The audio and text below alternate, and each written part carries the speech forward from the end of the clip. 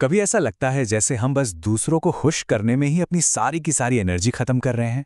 अगर इसका जवाब हाँ है, तो आज हम एक ऐसे सिद्धांत पर बात करेंगे जो हमारी खोई हुई शक्ति को वापस पाने में हमारी मदद कर सकता है। तो चलिए, सबसे पहले उस एक एहसास की बात करते हैं जो हम सब ने कभी ना कभी महसूस किया ही होगा। वो एहसास है दूसरों को खुश रखने का एक भारी सा बोझ। जरा सोच कर देखिए, आपने पूरे दिल से सबके लिए एक परफेक्ट डिनर प्लान किया, हर छोटी से छोटी बात का ख्याल रखा, पर आखिर में क्या हुआ? ऐसा लगा जैसे कोई भी सच में खुश नहीं है। और सच कहूं तो हम सब कहीं ना कहीं इसी कोशिश में लगे रहते हैं। और जब ऐसा होता है ना, तो दिल को बहुत बुरा लगता है। ऐसा फील होता है जैसे सारी मेहनत पर पानी फिर गया है ना? एक अजीब सा खालीपन कि इतनी कोशिश की पर हाथ कुछ नहीं आया। तो सवाल यह है कि इस निराशा के चक्कर से बाहर कैसे निकलें? ऑथर मेल रॉबिन्स के पास इसका एक बहुत ही सीधा लेकिन बहुत ही पावरफुल जवाब है। बस दो शब्द, लेट देम, मतलब उन्हें करने दो। अब सुनने में तो ये बड़ा आसान लग रहा है ना? पर ये लेट देम थ्योरी असल में काम कैसे करती है? चलिए जरा इसके पीछे की साइकोलॉजी को समझते हैं। देखिए, ये थियरी ना एक तरह से इमोशनल शील्ड की तरह है। ये हमें उस ज़रूरत से आज़ाद करती है जहां हम हर किसी के एक्शन, उनकी राय या उनके फैसलों को कंट्रोल करना चाहते हैं। सीधी सी बात है, ये हमें दूसरों की नेगेटिविटी से बचाती है। एक सिचुएशन इमेजिन कीजिए, आपके दोस्त आपके बिना कहीं घूमने निकल गए। पहला रिएक्शन क्या होगा? दुख होगा, शायद गुस्सा भी आएगा। पर लेट देम थियरी कहती है, एक गहरी सांस लीजिए और बस मन में कहिए, ठीक है, उन्हें जाने दो। या फिर मान लीजिए ऑफिस में कोई आपकी पीठ पीछे बुराई कर रहा है। अब इस पर परेशान होने या जाकर सफाई देने के बजाय आप बस मन में सोच सकते हैं, उन्हें कहने दो, ये लड़ाई हमारी है ही नहीं। हाँ, ये शायद सबसे मुश्किल काम हो सकता है, पर यकीन मानिए सबसे ज्यादा आज़ादी भी इसी में है। जिस पल हम हर किसी को समझाने और खुश करने की जिद छोड़ देते हैं ना, उसी पल हम खुद को खुश करने के लिए आज़ाद हो जाते हैं।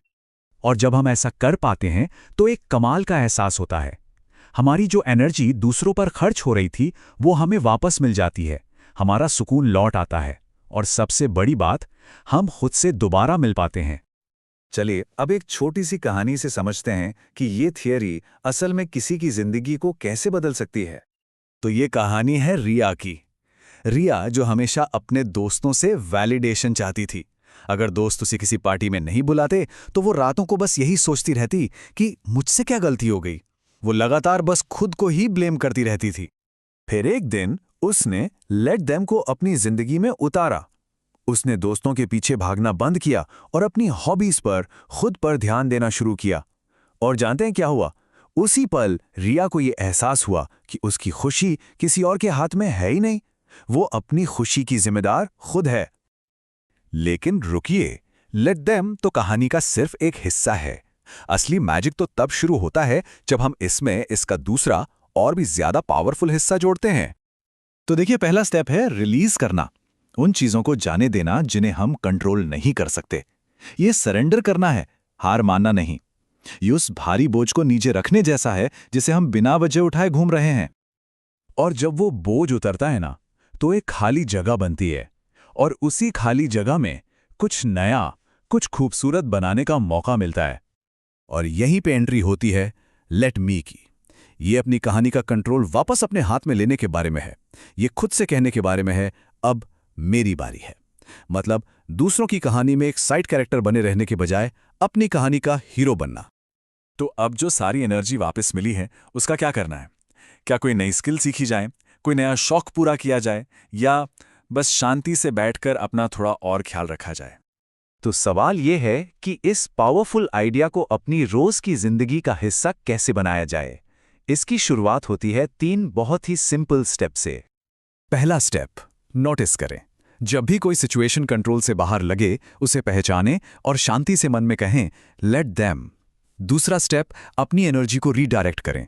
पहचानें कि वो कौन सी 3 जगह हैं जहां दूसरों को इंप्रेस करने में आपकी एनर्जी बर्बाद हो रही है। और तीसरा, हर सुबह एक इरादा सेट करें। एक डायरी में लिखें, आज लेट मी फोकस ऑन, यानी आज मुझे इस पर ध्यान देना है। और जब हम इन स्टेप्स को लगातार फॉलो करते हैं ना, तो धीरे धीरे जिंदगी में गहरा सुकून और ठहराव आने लगता है। एक बहुत पुरानी और खूबसूरत कहावत है कि हमें वो चीजें स्वीकार करने की शांति मिले जिन्हें हम बदल नहीं सकते, और जिन्हें बदल सकते हैं उन्हें बदलने का हौसला। ये थ्योरी बस उसी ज्ञान की एक चाबी है। तो अगली बार जब हम खुद को किसी को खुश करने या कुछ समझाने की कोशिश में फंसा हुआ पाएं, तो एक पल के लिए रुकें और याद रखें, हमारे पास एक चॉइस है। हम लड़ने के बजाय सुकून को चुन सकते हैं। तो पहले कहना है लेट देम, और फिर कहना है लेट मी ग्रो, मतलब मुझे आगे बढ़ने दो। तो सवाल यह है कि हम खुद को क्या बनने की, कहाँ तक आगे बढ़ने की इजाज़त देंगे।